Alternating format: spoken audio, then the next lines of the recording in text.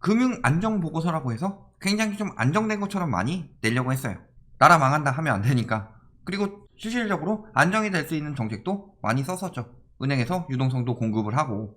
그럼에도 불구하고 지금 금융이 굉장히 위태위태한 지표들이 몇 개가 나오고, 특히 이 지표들이 누구의 위험을 가르치느냐, 20, 30대 청년들, B2하고 영끌하는 청년들. B2는 뭐 그렇다 치더라도 영끌은 어쩔 수 없이 하는 거죠. 나중에 집 못 살 것 같으니까. B2 같은 경우는 돈 벌려고 하는 거고, 이 역시도 물론 부동산이랑 연관이 있죠. 집값이 계속 오르는데, PIR이 6년이 오르는데, 월급 한 푼도 안 쓰고 밥도 안 먹고 모아도 안 되는데, 그러니까 어쩔 수 없이 자산을 굴리는 사람들도 많고 한데 굉장히 위험하다는 거죠. 30대들 패닉 바잉하고 있죠. 지금 뭐 30대 아파트 구매 순위 보면은 뭐 성동구, 강서구, 중구, 마포구 맨날 비중으로 얘기하는데, 비중보다는 거래량을 봐야 되지만 뭐 비중이 늘어났다니까 그런 부분도 보긴 봐야 되겠죠. 여기서 뭐라 그래요? 금융안전보고서에 따르면 전년 동기 대비 10% 증가했다. 저금리 믿고 많이 들어왔다는 거죠. 특히 모아둔 돈이 없는 젊은 층 같은 경우는 이자를 낼 수 있을 만한 한도 내로 영끌을 하죠. 그러니까 금리가 떨어졌을 때 가장 많이 낚인 사람들이 누구다? 이 사람들이다. 근데 보면 어때요? 지금도 영끌해서 집 샀는데 한 달 만에 1억 폭락. 오른 곳도 있겠죠? 떨어진 곳도 있죠. 근데 고민이 깊어지고 있어요. 이게 뭐 위례 이야기했지만 뭐 1억 떨어졌다. 여러 번 다뤘던 거죠. 뭐 다른데 여기뿐만이 아니라 수천만 원 떨어진 데도 늘어나고 있다. 왜?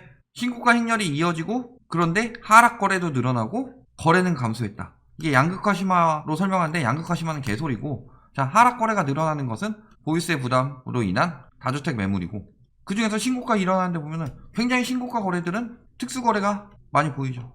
갑자기 한 달 만에 몇 억씩 올라서 하는 특수 거래들, 이런 것들이 많으니까 양극화 심화가 아니라 한쪽에는 담합 심하고 한쪽에는 담합 포기죠. 왜 그런 이야기를 하느냐, 신고가 행렬 간 아파트를 찍어보면은 거래 가격은 이만큼인데 이거보다 몇 억에서 몇 천씩 낮은 호가의 매물들이 질비해 있다. 층수도 뭐 크게 차이 안 나고, 이런 아파트들을 보면은 저게 정상 거래냐 라는 합리적 의심이 들 수밖에 없죠. 하락 거래 비율 증가했죠. 근데 양극화라고 해서 오르는 데는 계속 오를 거다, 이런 식으로 유도하고 있을 뿐이다. 집값 하락 전조하면서 수천만 원 내린 거래 비율 증가 아까 이야기했죠. 그리고 뭐 3건 중에 1건 이상은 실거래가 하락했고, 이런 상황이죠. 3분의 1이 떨어지고 있다. 보면 어때요? 상승 거래 비중이 원래 떨어지고 있었는데 갑자기 늘어나기 시작하죠. 12월 말에 피크로 상승 거래가, 법인이 매물이 많이 털어야 되죠. 그러니까 법인에서 개인으로 간 거 많다. 그 다음에 부모에서 자식으로 간 거 많다. 증여도 있지만 불법 증여, 부담보 증여, 이런 식으로 넘긴 것들 많다. 그러면서 거래 자체는 높게 뜨죠. 꽤나 걸릴 겁니다. 그리고 1월 됐을 때 급격히 떨어지는 이유는 뭐다? 12월까지 처분해야 되는 급한 것들이 없어졌기 때문이죠.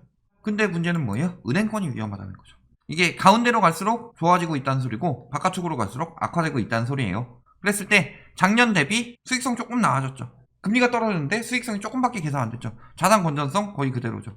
비은행 같은 경우. 그 다음에 은행 같은 경우는 수익성이 악화가 굉장히 심화됐다. 자산 건전성은 조금 좋아졌죠.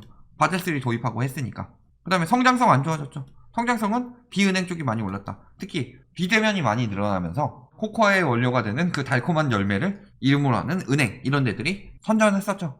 그러면서 은행 수익성은 굉장히 떨어지고 있었다. 은행인 수익성이 떨어지니까 수익성을 늘리기 위해서 대출 이자가 올라가고 있는 부분도 있죠. 근데 수익성하고 성장성은 많이 됐는데 일반 은행 같은 경우는 오히려 저금리가 되면서 조금 떨어졌는데, 연체율이. 그리고 뭐 집값도 오르니까 연체 안 하려고 하겠죠. 그런데 어떻게 돼요? 인터넷 전문은행, 대부업체, P2P 모두 대출 연체율이 엄청나게 늘어나고 있다. 자, 근데 자세히 생각해 보세요. 일반 은행만 대출 받았으면 영끌이라고 하나요? 일반 은행에서 이금융권 가고, 인터넷 뭐 은행 가고, 대부업체 끼고, P2P 끼고 해서 집을 사죠. 그러니까 이렇게 연체율이 늘어났다는 거. 많은 돈을 빌렸지만 상대적으로 금리가 저렴한 일반 은행부터 갚고, 나머지 영끌하느라고 대출 받았던 뭐 신용대출, 뭐 P2P 대출, 이런 것들 다 못 갚고 있다는 소리죠. 영끌 위험성이 벌써부터 자료에 드러나고 있다. 은행 수익, 이자 수익, 수수료 수익 다 줄어들 것으로 추정하고 있는 거죠. 그 다음에 위험 가중 자산 구성 변화 어떻게 돼요? 점점 더 높아지고 있죠. 위험 가중 자산, 위험한 자산들이 늘어나고 있다는 소리죠. 신용 리스크 좀 떨어지는 듯 싶다가 갑자기 막 영끌 늘어나면서 신용 리스크가 엄청나게 증가했죠. 다시 급격히. 물론 원금과 빚은 그대로인데 집값이 떨어지게 되면 리스크가 커지는 거 당연하죠. 근데 반대로 집값이 오르고 있는데도 리스크는 계속 증가하고 있다. 재작년부터 증가하긴 했죠. 집값이 오르면 신용 리스크가 떨어져야 되는데 빚내서 집 사는 사람들이 늘어났다는 거죠. 그렇다면은 그 집 판 사람들은 다시 빚을 갚아서 리스크가 떨어져야 되는데 빚을 갚을 정도의 사람들이 파는 게 아니라 진짜로 돈 많은 사람들이 팔고 빚내서 영끌하는 사람들이 사고 있었다. 보고서에 다 나오는 거죠. 은행이 이렇게 위험하니까 당연히 금리 쪽을 조정하려고 하고 있죠. 거기다가 미국 국채금리 오르고 우리나라 국채금리 얘기 왜 안 해요? 미국이 오르니까 우리나라는 그 다음에 오를 거다. 자꾸 이런 식으로 얘기하는데 우리나라 국채금리가 미국 10년물보다 우리나라 10년물이 더 이미 올랐죠. 거기다 전세대출 쪼이고 금리 인상하고 있고 기준금리 동결해도 대출이자 올랐다. 당연하죠. 기준금리가 동결된 이유는 뭐예요? 기준금리는 정책적으로 하는 것일 뿐이고 기준금리 동결했다고 시중금리 그대로 가요? 그러면 은행들 다 망하라고? 자, 이번 크리스마스에 은행에서 선물 왔죠. 아무런 통보 없이 기준금리는 저기 은행 자체의 기준금리가 되겠죠.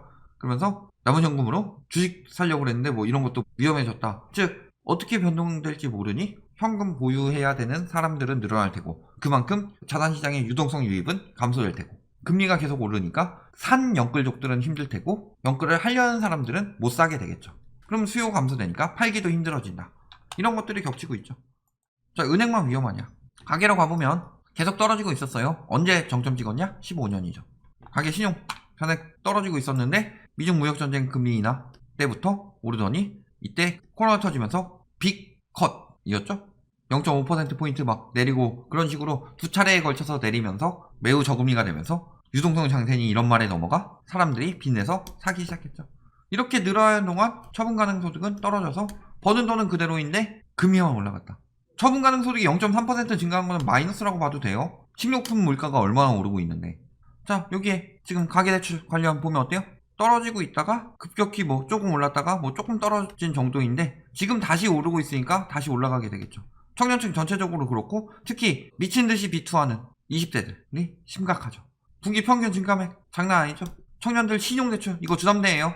영끌, 비투 혹은 얘에다가 얘를 더해서 영끌 20년에 엄청나게 증가했죠. 신용대출이 엄청나게 증가했어요. 담보대출보다 신용대출은 더 위험하죠. 담보가 없으니까 신용으로 받는 건데 그렇게 많이 받고 있다. 엄청나게 많이 받고 있다는 건 그만큼 청년층 가계부채가 터지기 일보 직전이다. 위험하다. 이렇게 보시면 되겠죠. 그게 다 어디로 갔어요? 주식으로 많이 갔죠. 20대 같은 경우는 주식이 굉장히 많이 갔다. 주식에 이렇게 쭉 늘어나는데 물론 부동산보다 주식에 많이 자금이 가는 거는 저도 반대하진 않아요. 왜? 부동산 같은 경우 불로소득에다가 투기죠. 아무런 생산성이 없죠. 주식은 생산성이 있으니까 그렇다 치더라도 이 상승세는 너무 가파르다. 이런 정도로 올리면 괜찮은데 이건 미친 거죠. 저거는 과열이라고 하죠. 개미들이 들어왔으니까 멀쩡하다가 아니라 과열이 되고 있다는 거예요. 그다음에 뭐 시장 융자 잔고는 쭉쭉 늘어나고 있고 LTI는 올라가고 있죠. LTI가 뭐예요? 소득 대비 레버리지. 소득 대비 가계부채가 굉장히 증가하고 있다. GDP랑은 좀 다른 개념이죠. 그런데 DSR은 떨어졌다. 이거 다 이자 하락 때문이에요. 근데 이자가 올라가고 있다는 거 DSR 금방 올라간다는 얘기죠.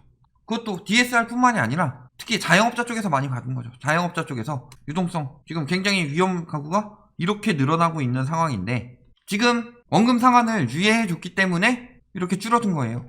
원래 9월에 시행하기로 했는데 많이 줄어든 거죠. 그리고 3월에 시행하기로 했는데 또 3월에 연장되니까 또 줄인 거예요. 결국엔 점점 더 늘어나고 있다는 거죠. 회복 시에도 올해까지는 계속 안 좋아지고 있고 지속될 경우는 더 심각해지고 있죠. 거기다가 상환 불능 가구 역시 결국엔 늘어날 것이다. 지금 상환 유예로 누르고 있어도 조금씩 증가하고 있죠. 그런데 터질 수밖에 없다. 여기 파산 늘어나고 있죠. 개인 법인 파산 전년 대비 10% 증가. 법인 파산 사상 최대치이다. 법인 파산은 고의적인 것도 있겠죠. 법인 규제 강화되니까 작년에.